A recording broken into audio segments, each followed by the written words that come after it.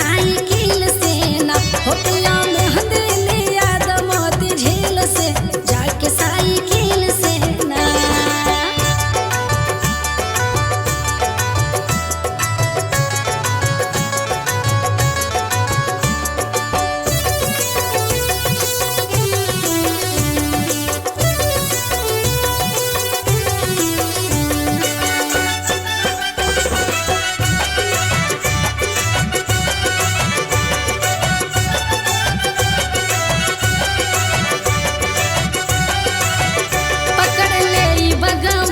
चाहे हो जाए चलान पकड़ ले बगमान चाहे हो जाए चलान पकड़ ले बगमान चाहे हो जाए चलान पकड़ ले बगमान चाहे हो जाए चलान।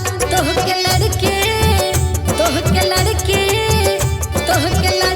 छोड़ा ले वकील से जाके साइकिल से ना हो पिया मेहंदी लिया दमोती झील से जाके साइकिल से ना।